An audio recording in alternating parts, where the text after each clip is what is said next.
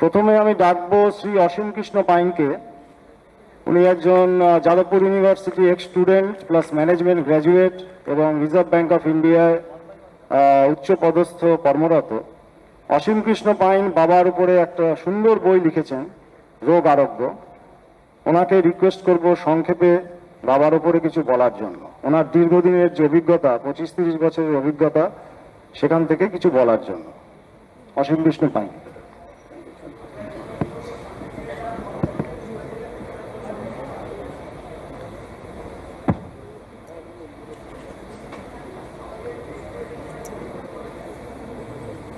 ओम गुरु ब्रह्मा गुरु विष्णु गुरुदेव महेश्वर गुरु साक्षात परब्रह्म तस्मै श्री गुरवे नमो। श्रीमद् भगवत विग्रहेषु माननीय मंत्री महोदय श्री शोभनदेव चट्टोपाध्याय, माननीय सन्यासी बृंद स्वामी शारदात्मानंद, कमलेशानंद, स्वामी अच्युतानंद, माननीय सन्यासिनी बृंद खनामा तेजमयी मा एवं डॉक्टर तुषार शील आছেন, আর আছেন আমাদের সঙ্গে বিশপ সুকুমার সরকার কৃষ্ণনগর থেকে, অগাস্টিন সুকুমার সরকার, শ্রী বিপুল সরকার এবং পার্থ সারথী গোস্বামী ভাগবত শিরোমণি। উপস্থিত সমস্ত ভক্তবৃন্দ, আমাদের যারা অভ্যাগত অতীতে অভ্যাগত আছেন তাদেরকেও বিশেষভাবে নমস্কার জানাচ্ছি। প্রেসের থেকে যারা এসেছেন তাদেরকেও স্বাগত জানাচ্ছি। স্বামী শিবানন্দ বাবা, আজকে প্রায় 26 বছর ওনার সঙ্গে যুক্ত আছি। তো বাবার সম্পর্কে আমার যেটা কিছুদিন আগে মনে হয়েছিল যে unique life in the history of the world. কেন ইউনিক লাইফ সেটা বোধহয় এখন বোঝা যাচ্ছে। উনি একজন ভিখারির সন্তান।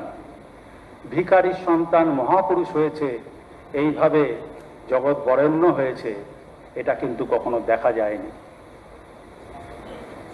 আজকে আমরা দেখতে পাচ্ছি যে একটা অদ্ভুত জিনিস। আজ কয়েক মাস আগেও স্বামী শিবানন্দ বাবা তেমনভাবে মানুষের কাছে পরিচিত ছিলেন না, কিন্তু একটি ঘটনার দ্বারা তিনি আজকে সারা ভারতবর্ষের কোণে কোণে ছড়িয়ে পড়েছেন, এমনকি বিশ্বের বিভিন্ন জায়গায় ছড়িয়ে পড়েছেন। কি সেই ঘটনা?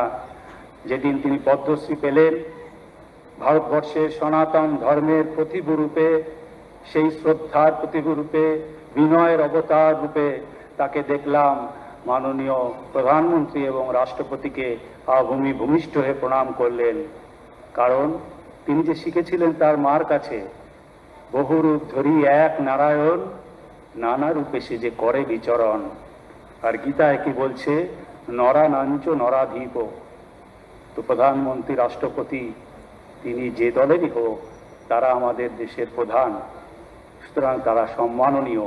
সেই সম্মান যে বাবা দিলেন সেটা এক, নারায়ণ প্রত্যেকের ভেতরে আছেন, দুই, তারা নরাধীপ। গীতায় শ্রীকৃষ্ণের কথা মেনে তিনি সেই প্রণামটি করলেন। এবং এই প্রণামটির সঙ্গে একমাত্র তুলনীয় স্বামী বিবেকানন্দ সেই বাণী, sisters and brothers of America, যেটা সারা আমেরিকাকে নাড়িয়ে দিয়েছিল, সেই একটি প্রণাম ভারতবর্ষকে নাড়িয়ে দিল এবং পৃথিবীর কোণে কোণে সেটা ছড়িয়ে গেল। এই একটি তুলনায় আমার মনে আসছে। এই জন্য ইউনিক জীবন। ভগবান যাকে বড় করেন সে বড় হয়। যে কোনো সভায় বাবা গেলে সবার পিছনে বসেন, তিনি এই আসনে বসতে চান না, তিনি সর্বদা মাটিতে বসতে অভ্যস্ত। ভক্তদের সঙ্গে মাটিতে বসে থাকেন। বিনয়ের অবতার একেই বলে। তিনি একটি জীবন দেখাচ্ছেন, যেই জীবনটা গৃহীর কাছে, সন্ন্যাসীর কাছে সমভাবে আদরণীয়। এই জন্য ইউনিক লাইফ। 4 বছর পর্যন্ত যিনি ভাতের মার খেয়ে বড় হয়েছেন, আজকে হয়তো তিনি হারিয়ে যেতেন যদি না তার মা বাবা ওঙ্কারানন্দ গোস্বামীর কাছে সমর্পণ করতেন। সেই বৈষ্ণব বাবাজি নবদ্বীপে এসে গঙ্গার চড়ায় কুঠিয়ায় রেখে তাকে মানুষ করেছেন। এই 2 বছর মানুষ করার পর যখন তিনি বাড়ি গেলেন, তার দিদি বিনা চিকিৎসায় বিনা আহারে মারা গেছেন। এবং কয়েকদিনের মধ্যেই সূর্য উদয়ের আগে মা এবং সূর্যোদয়ের পরে বাবা একই দিনে মারা যান। যখন দাহ কার্যের সময় হলো, 6 বছরের বালক সে কিন্তু প্রথার বিরুদ্ধে, সামাজিক প্রথার বিরুদ্ধে, মুখাগ্নি প্রথার বিরুদ্ধে তিনি কিন্তু বিপ্লব করে বসলেন। না, আমি চরণে আগুন দেব, এটা অসামাজিক, অমানবিক, অনৈতিক, এই কাজটা আমি করব না, মুখে আগুন দেব না। এই বাচ্চার কথা কিন্তু গ্রামের পুরোহিত থেকে আরম্ভ করে সবাই মেনে নিতে বাধ্য হয়েছিল। তাই ইউনিক লাইফ এটা একটা। আজকে বাবার জীবনটা দেখুন, 6 বছর বয়সে যখন আবার গুরুর কাছে ফিরে গেলেন, গুরু তার পার্থিব শিক্ষা, আধ্যাত্মিক শিক্ষা সব কিছুর দায়িত্ব গুরু নিলেন, এবং আজকে সেই গুরুর শিক্ষার ফলে তিনি আজকে একজন মহাপুরুষ। তার গুরুর কাছে, মার কাছে সেই যে বাণী শিখেছিলেন, বহু রূপ ধরে এক নারায়ণ, গুরু কি শেখালেন? গুরু শ্রী চৈতন্য চরিতামৃতের সেই কথাগুলি কি? জিহ্বা লালসা ইতিউতি ধায়, শিষ্ণুদর পরায়ণ কৃষ্ণ নাহি পায়।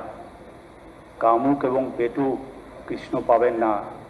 জিহ্বার লালসাকে তিনি ত্যাগ করেছেন, তাই তিনি মিষ্টি খান না, তাই তিনি তেলের জিনিস খান না, সিদ্ধ খেয়ে সারা জীবন কাটালেন। সিদ্ধ সবজি, ভাত, রুটি, কখনো একটু ডাল, এই তার আহার। আজকে সারা জীবন তিনি মিষ্টি মুখে দেননি। এক ত্যাগীর জীবন, জিহ্বার লালসায় তিনি ধাবমান হননি। গুরুর শিক্ষা, চৈতন্যদেবের শিক্ষাকে তিনি গ্রহণ করেছেন। আর কি? চৈতন্য চরিতামৃতের কথা, গ্রাম্য কথা না শুনিবে, গ্রাম্য কথা না কহিবে, ভালো না খাইবে আর ভালো না পড়িবে। অমানি মানদ, সকলকে তিনি মান দেন, সকলকে সম্মান করেন, তিনি সকলকে প্রণাম করেন। কৃষ্ণ নাম সদা লবে, ব্রজে রাধা কৃষ্ণ সেবা মানসে করিবে। ছোট ছোট কথা গুরুর কাছে শিখেছেন। তাই জন্য তার ধর্মটা কি? শিবানন্দ বাবার ধর্ম হচ্ছে, পৃথিবীর প্রতিটি মানুষ আমার মা এবং বাবা। To love and serve them is my religion. তাদেরকে ভালোবাসাই আমার ধর্ম, তাদের সেবা করাই আমার ধর্ম। এই ধর্মে তিনি বিশ্বাসী। সেই জন্য তিনি মুসলমান বলুন, হিন্দু বলুন, হিন্দু ধর্মের যত রকম আছে সব দেবদেবীকে তিনি মানেন। তিনি বৈষ্ণবরা অনেক সময় নারায়ণকে মানেন না, অনেক সময় শিবকে মানেন না। ওইরকম ধরনের কোনো বিভেদ তিনি করেন না। তিনি সর্বধর্ম সমন্বয়, হিন্দু ধর্মের শাক্ত, বৈষ্ণব, শৈব যেমন তিনি সমন্বয় করছেন, তিনি তেমনি বৌদ্ধ, শিখ, মুসলমান সব ধর্মের মানুষকে তিনি ভালোবাসেন। আমরা বাংলাদেশে দেখেছি বহু মুসলিম মানুষ তার কাছে এসেছেন, তাকে ভালোবেসেছেন, তারা সার্টিফিকেট দিয়েছেন, সার্টিফিকেট বাদে তার সম্মান দিয়েছেন বাবাকে, অর্থাৎ তারাও ভালোবাসেন। বাবা ছিলেন ইসলামিক হিস্ট্রি প্রফেসর মাহমুদ হোসেনের বাড়িতে বহুদিন, সেখানে তিনি মুসলমানদের কাছ থেকে দেখেছেন, তাকে শিখেছেন তাদের জিনিস। আবার কি আরেকটি কথা সেও গুরুর কাছে শুনেছিলেন, ভারত ভূমিতে হইল মনুষ্য জনম যার, জন্ম সার্থক করি কর বড় উপকার। তো বাবা এইটাই করছেন। আজকে পুরীতে বাবা কুষ্ঠরোগীদের, 600 কুষ্ঠরোগীদের তিনি সেবা দিচ্ছেন আজ 55 বছর ধরে। বিভিন্ন সামগ্রী, তারা ভগবানের মতো বাবাকে দেখেন। বাঁকুড়ায়, পুরুলিয়ায় কুষ্ঠরোগীদের সেবা করছেন তিনি। বেনারসে তিনি প্রতিটি মন্দিরে ভিখারীদের আগে যে ফল উঠবে সেই ফল খাইয়ে তবে তিনি সেই ফল খান। আর নবদ্বীপে বিভিন্ন মায়েদের, 600 মায়েদের এই সেদিনকেও দিয়ে এলেন তিনি বিভিন্ন সামগ্রী, তারাও তাকে দেবতার মতন সম্মান করে। এই সেবাটি তিনি শিখেছেন তার গুরুর কাছে।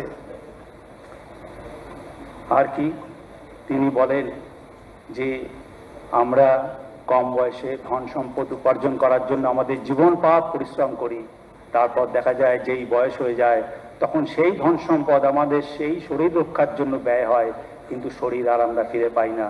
আজকে দেখুন একটা ইউনিক লাইফ, দীর্ঘতম জীবন, সুস্থ জীবন, নিরোগ জীবন, নিজের জন্য তার কোনো কামনা নেই, নিজের জন্য কোনো চাওয়া নেই, পাওয়া নেই, কিন্তু কি বলছেন?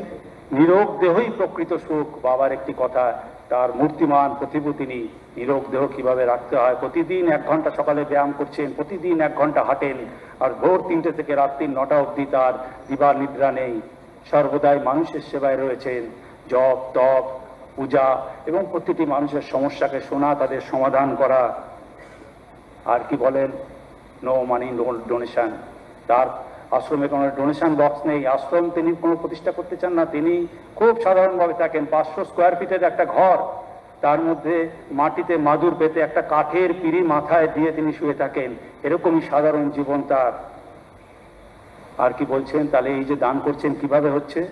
তার সংকল্প। গীতায় বলেছে, অনন্যাস চিন্তায়ন্ত মাং যে জনা পর্যুপাসতে তেষাম নিত্য অভিযুক্ত নাম যোগক্ষেম বহম মহম। স্বয়ং ভগবান তার যোগক্ষেম বহন করেন। যিনি অনন্য চিত্ত হয়ে তার শরণাগত হন। বাবা বলছেন, God is my bosom friend, God is my bosom friend.